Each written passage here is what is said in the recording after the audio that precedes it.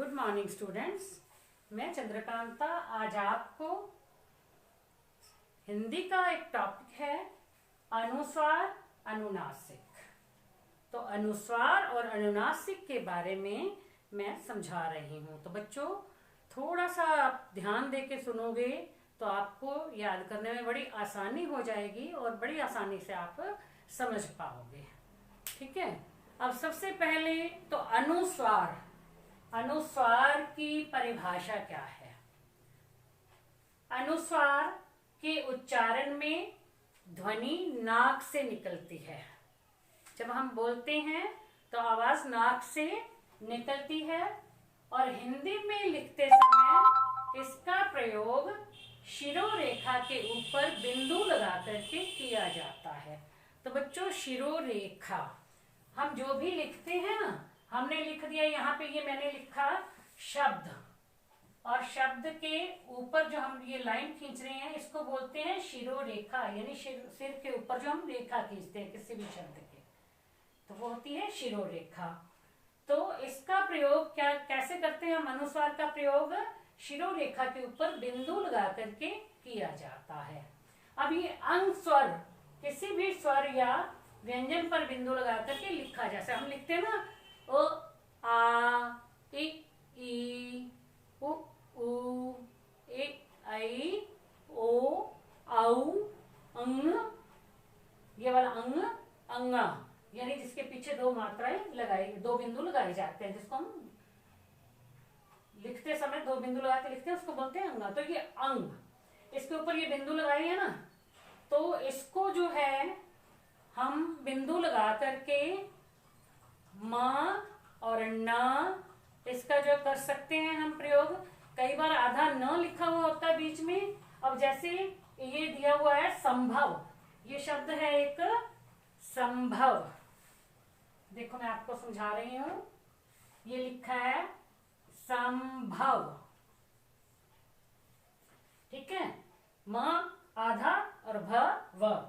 अब इसको हमने लिखा ऊपर बिंदु लगा के संभव, संभव। अब हम इसका वर्ण विच्छेद करके देखें ना एक बार, जैसे स, अब ऊपर बिंदु लगाया है तो प्लस, ये तो आधा हो जाएगा, प्लस अंग, यानी अ के ऊपर बिंदु वाला। अब ये जो बिंदु का क्या मतलब हुआ यहाँ पे, यानी इसको हम करेंगे अ प्लस म। अब इसमें अ प्लस म बन गया, यानी ये अ जो था, अंग जो था, ये म के, इसके ऊपर जब बिंदु का प्रयोग किया तो ये म के लिए आया। ठीक है, तो ये हमने करना ना संभव, तो इसको हमने कर दिया जैसे स के ऊपर अंग प्लस, ये इसको हमने ब्रैकेट में कर लिया थोड़ा देखने के लिए कि अ के ऊपर बिंदु का प्रयोग किसके लिए आया है, म के लिए आया है। तो स प्लस अंग प्लस भ प्लस अ प्लस व प्लस अ, जैसे हम वर्ण विच्छेद कर रहे थे, मैंने वर्ण विच्छेद आपको समझाए हैं।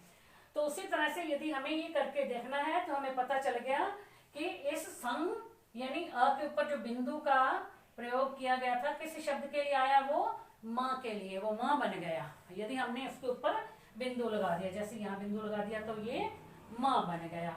अब इसी तरह से अब मैं लिखती हूँ संचयन। अब देखो यहाँ पे तो म बना था, ठीक है, अब हमने लिखा संचयन, संचयन।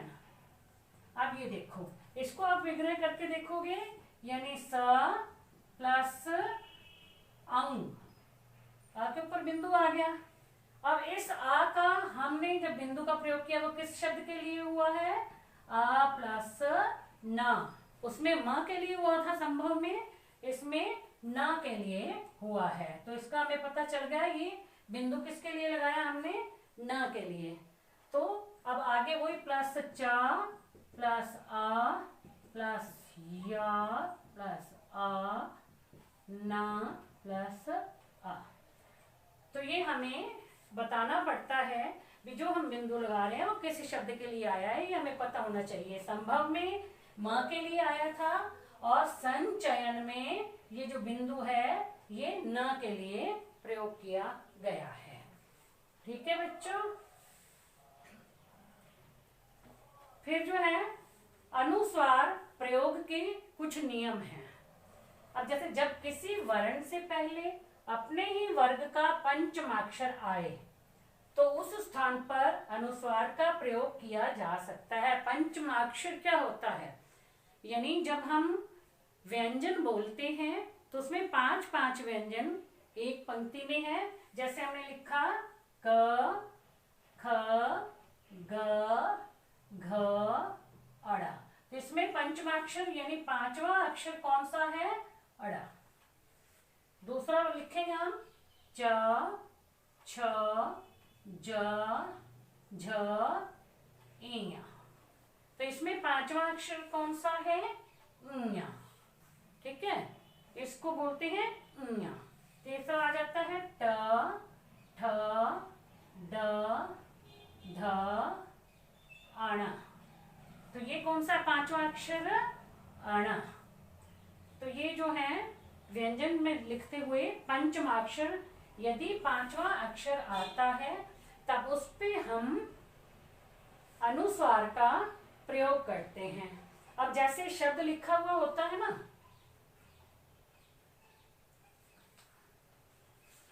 अब जैसे गंगा, अब गंगा जो है ना संस्कृत में यदि लिखा होगा, ये अड़ा आएगा नीचे बिंदु लग के, फिर गंगा ऐसे लिखा हुआ होगा।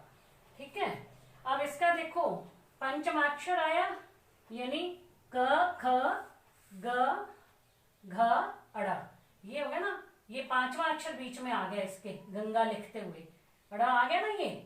तो इसको हमने हटा के हम क्या कर देंगे, इसकी जगह पे बिंदु लगा देंगे, तब ये बन जाएगा गंगा।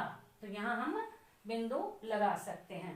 अब देखो शब्द है ठंडा, ठंडा, इसमें देखो अना आया है, ये अना यानी 5वां अक्षर कौन से का है, च, छ, ट, ठ, ड, ढ, अण, तो इसी का ये ठ आ गया है इसी लाइन में से, और इसी में से 5वां अक्षर आ गया है। हम इसको हटा करके लिख देंगे अनुस्वार लगा करके ठंडा। इसका भी यही हुआ था, क, ख, ग भी इसी लाइन में से था और अड़ा भी इसी में से था, तो हमने लिख दिया था ये गंगा और ठंडा। ठीक है, अब हम लिखते हैं, मान लो हमने लिखा अंत, अंत, आधा न लगा के लिखे, तो ये न जो है त, थ, द, ध, न, तो उसमें न आ जाता है, तो हम क्या करेंगे, त भी उसी में से आ गया, जैसे त, थ, द, ध, न, तो ये पंचमाक्षर आ गया, त भी इसी का पंक्ति का है, तो हमने ये न हटा करके इसको लगा देंगे अंत, तो अनुस्वार का हम प्रयोग कर देंगे। तो बच्चों आपको पता चल गया होगा कि किसी वर्ण से पहले अपने ही वर्ग का यदि पंचमाक्षर आता है तो उस स्थान पर हम बिंदु का प्रयोग कर सकते हैं, यानी अनुस्वार का प्रयोग किया जा सकता है। और इसके बाद है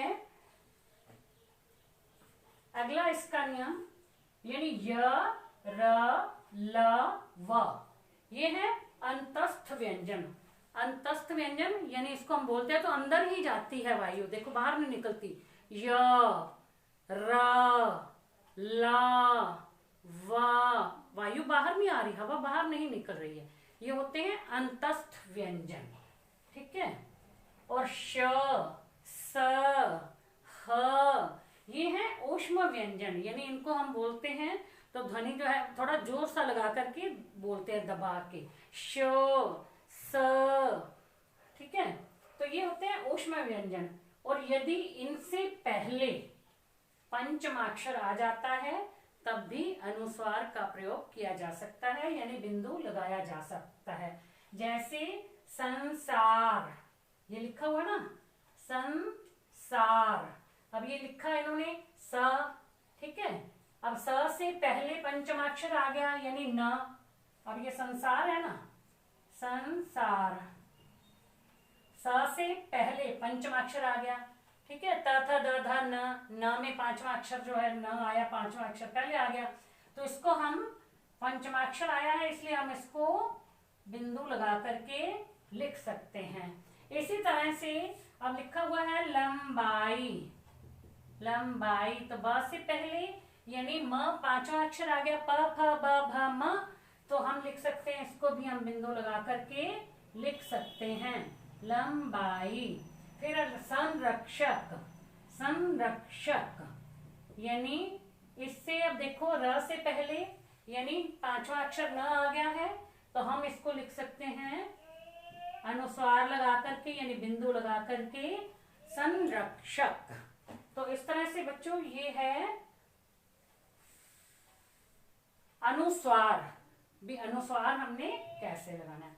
अब क्या होता है कि हिंदी को सरल बनाने के उद्देश्य से भिन्न भिन्न नासिकीय ध्वनियों की जगह भी बिंदु का प्रयोग किया जा सकता है। और वो नासिकीय ध्वनियां, नाक से निकलने वाली ध्वनियां कौन सी हैं? अड़, इया, अण, न, म, यानी ये पांचों पंचमाक्षर जो हैं, इनकी जगह पर बिंदु का प्रयोग किया जा सकता है। हिंदी की भाषा को सरल बनाने के लिए इसमें बिंदु का प्रयोग किया गया है, लेकिन संस्कृत में यदि वही शब्द लिखे हुए हैं तो वो एज इट इज रहते हैं, उसमें कोई प्रयोग नहीं किया जाता, बिंदु का प्रयोग नहीं कर सकते। अब ये संस्कृत का शब्द है, हमने लिखा चंचल। अब देखो चन, ये न, ये इया लिखा हुआ ना इसमें, चंचल, तो इसमें हम चेंज नहीं कर सकते, संस्कृत में एज इट इज ही रहेगा। लेकिन हिंदी में लिखते हुए हम च के ऊपर अनुस्वार लगा करके, बिंदु लगा करके चंचल कर सकते हैं। अब संस्कृत में शब्द है चंदन, आधा न लिखा हुआ है, तो हम हिंदी में इसको च के ऊपर बिंदु लगा करके लिख सकते हैं चंदन। ठीक है। इसी तरह से संस्कृत में शब्द है कंबल, ये आधा म लगा करके लिखा गया है, संस्कृत में तो ऐसा ही लिखा रहेगा, लेकिन हिंदी में लिखते हुए हम ऊपर बिंदु लगा करके लिख सकते हैं, तो ये बन जाएगा कंबल। तो इस तरह से अनुस्वार के नियम, यानी आपको अनुस्वार कहाँ कहाँ लगाना है और कहाँ नहीं लगाना है, उसका पता चल गया होगा। अब कई जगह पर हम अनुस्वार जो है नहीं लगा सकते हैं। अब हमने शब्द लिखा हुआ है अन्य, अब ये पंचमाक्षर है, लेकिन हम इसे ऊपर बिंदु लगा के तो नहीं लिख सकते अन्य को। अब अंदर ऊपर बिंदु लगा दे, अया बन जाएगा, वो अन्य नहीं होगा।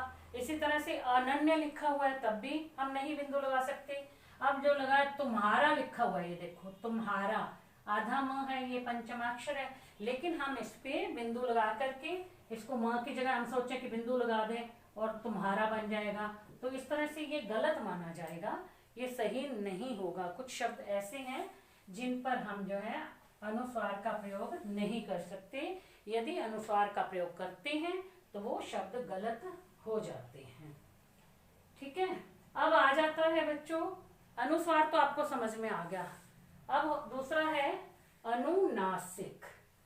अब अनुनासिक के उच्चारण में, यानी अनुनासिक का उच्चारण करते समय ध्वनि नाक और मुंह दोनों से निकलती है, यानी नाक से थोड़ी सी टकरा करके निकलती है। अनु मैंने होता है थोड़ा सा, ठीक है, अनु मैंने छोटा या थोड़ा, नासिक मैंने नाक, यानी मुंह के साथ साथ नाक से भी थोड़ी टकरा के निकलती है, वो होता है अनुनासिक। और अनुस्वार में बिंदु का प्रयोग किया जाता है, तो अनुनासिक में चंद्र बिंदु लगाया जाता है। तो ये तो इसकी परिभाषा हो गई। इतना छोटी सी बात ध्यान रखनी है आपको, अनुस्वार में बिंदु का प्रयोग करना होता है, अनुनासिक में चंद्र बिंदु का प्रयोग करना होता है। अब जैसे हम कहें अनुनासिक शब्दों में चंद्र बिंदु हम लगाते हैं, हमने लिखा आंख, आंख के ऊपर चंद्र बिंदु, आंख। अब देखो आ, नाक से आई आवाज, ख मुंह से आ गई, आंख, मतलब नाक और मुंह दोनों से निकलती है हवा। ठीक है। और चांद, ये भी दोनों से, देखो हंस, गांव, तो हवा निकल रही है नाक और मुख से, दोनों से, तो वो होते हैं अनुनासिक शब्द। अब इसको लिखते समय शिरोरेखा के ऊपर चंद्र बिंदु लगाया जाता है। अब वहां पे हमने जो भी शब्द लिखा उसके ऊपर रेखा जो खींचते हैं, आपको मैंने बताया, ये रेखा खींची, ये है शिरोरेखा।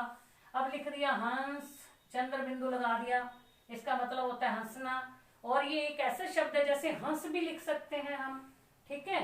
ये हंस, हंसना, हंस, पक्षी, ठीक है। तो ये बिंदु, इसमें अनुस्वार और अनुनासिक दोनों का प्रयोग किया जा सकता है। यदि कोई ऐसा शब्द आ जाता है तो उसमें दोनों का प्रयोग हो सकता है। जब शब्द के ऊपर स्वर की मात्रा लगी हो तो चंद्र बिंदु जो है बिंदु में बदल जाता है। अनुनासिक में ये भी होता है। वैसे तो अनुनासिक का प्रयोग करना है। मान लो ऊपर मात्रा लगी हुई है, तब आप चंद्र बिंदु का प्रयोग कैसे करोगे? अब लिखना हमने भूकना, भूकना, ये नाक और मुंह दोनों से निकल रही है, हवा तो दोनों से निकल रही है, अनुनासिक है ये। लेकिन अनुनासिक का यहाँ पे मात्रा के साथ चंद्र बिंदु हम नहीं लगा सकते। तो इसकी जगह पे हमें जब कोई मात्रा लगी हुई है तो हमें केवल बिंदु का प्रयोग करना है। तो इस प्रकार से अनुनासिक में किसी मात्रा के साथ चंद्र बिंदु नहीं, बल्कि वो बिंदु में बदल जाता है अनुनासिक, और वैसे वो जो है चंद्र बिंदु लगता है। लेकिन बच्चों मैं आपको बता दूं, कुछ समय पहले, कई सालों पहले भाषा विभाग की ओर से कुछ बदलाव किए गए थे हिंदी भाषा में। तो उसमें क्या था, यदि हम कोई पैराग्राफ अब कर रहे हैं तो जहां पर बिंदु, चंद्र बिंदु और बिंदु लगा देते हैं चंद्र बिंदु की जगह पे, तो वो गलत नहीं माना जाता। लेकिन व्याकरण की दृष्टि से, क्योंकि इसमें पूछा ही अनुस्वार और अनुनासिक का बता रहे हैं, तो इसमें बिंदु और चंद्र बिंदु दोनों लगाने हैं। और कहाँ पे बिंदु लगना है, कहाँ चंद्र बिंदु लगना है, इसका पूरा ध्यान रखना है, नहीं तो ये गलत माना जाएगा। लेकिन जब आप और कहीं पर भी गद्यांश में कोई गद्यांश लिख रहे हो, किसी प्रश्न का उत्तर लिख रहे हो, कोई पैराग्राफ लिख रहे हो, उसमें यदि चंद्र बिंदु की जगह बिंदु भी लगा दिया जाता है तो वो गलत नहीं माना जाता। तो आज आपको ये अनुस्वार और अनुनासिक बच्चों अच्छी तरह से समझ में आ गए होंगे।